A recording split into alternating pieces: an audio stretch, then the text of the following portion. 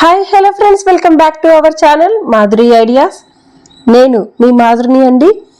ఈరోజు మన ఛానల్లో చాలా ఈజీగా, సింపుల్గా, టేస్టీగా తినాలనిపించే పొటాటో ఫ్రైడ్ రైస్ని చేసుకుందామండి.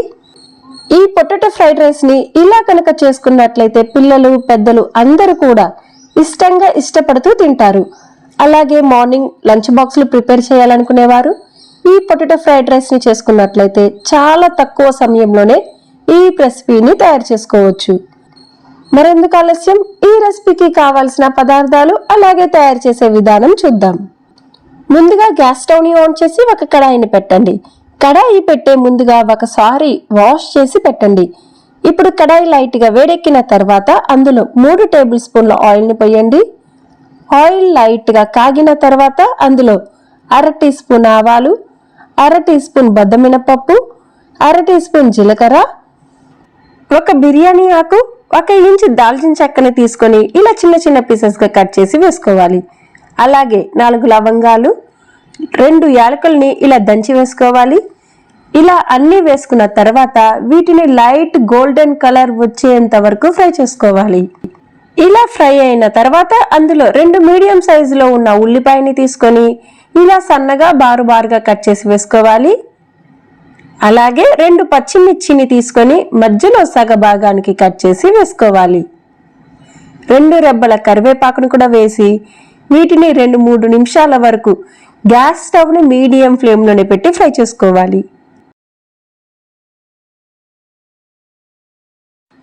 చూడండి, ఇలా ఉల్లిపాయని కూడా ఫ్రై చేసుకున్నాక అందులోనే 1 టేబుల్ స్పూన్ అల్లం వెల్లుల్లి పేస్ట్ని వేసుకోవాలి. దాని తర్వాత 1 కప్పు నిండుగా చిన్న చిన్న ముక్కలుగా కట్ చేసిన బంగాళదుంప ముక్కల్ని వేసుకోవాలి. నేను ఇక్కడ 3 మీడియం సైజులో ఉన్న పొటాటోస్ని తీసుకున్నానండి. ఇప్పుడు తాలింపు అంతా కూడా బంగాళదుంప ముక్కలకి పట్టేలా బాగా కలుపుకోవాలి. ఇలా కలిపిన తర్వాత ఇప్పుడు మూత పెట్టి వీటిని ఆవిరితోనే ఉడికించుకుందామండి. ఈ బంగాళదుంప ముక్కలన్నిటికీ లైట్గా అడుగు పడుతుంది అనుకుంటే లైట్గా వాటర్ని స్ప్రింకిల్ చేస్తూ అంటే చల్లుకుంటూ ఈ పొటాటోస్ని ఉడికించుకోవచ్చు. చూడండి, ఈ ప్రాసెస్ అంతా కూడా గ్యాస్ స్టవ్ని మీడియం ఫ్లేమ్లో పెట్టి చేసుకోవాలి. ఇలా ఒకసారి పొటాటోస్ ఉడికిందా లేదా అనేది చెక్ చేద్దామా. ఇలా కట్ చేసి చూడండి, బంగాళదుంప ముక్కలు మంచిగా ఉడికిపోయింది కదా. మరొక మాట అండి, మరీ ముక్కలు మెత్తగా ఉడికించకండి.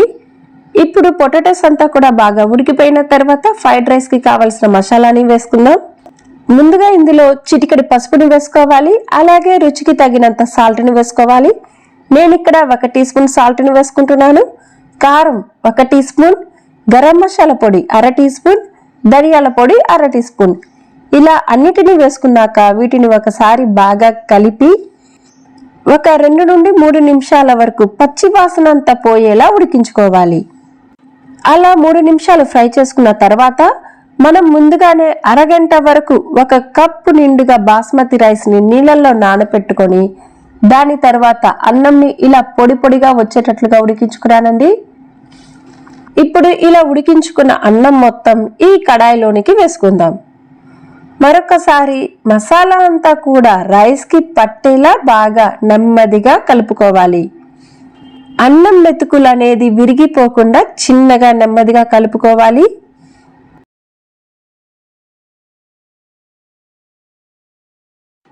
అండ్ లాస్ట్ అండ్ ఫైనల్గా సన్నగా తరిగిన కొత్తిమీరని కూడా చల్లుకోండి. నా దగ్గర లేదు కనుక ఇక్కడ నేను వేయడం లేదు. అలా అన్నం మొత్తం కలుపుకున్నాక గ్యాస్ స్టవ్ని లో ఫ్లేమ్లోనే పెట్టి 2 నిమిషాల వరకు ఉడికించి దాని తర్వాత గ్యాస్ స్టవ్ని ఆఫ్ చేసేయండి. అంతేనండి, చాలా సులభంగా, చాలా టేస్టీగా, ఈజీగా చేసుకోగలిగే పొటాటో ఫ్రైడ్ రైస్ రెడీ.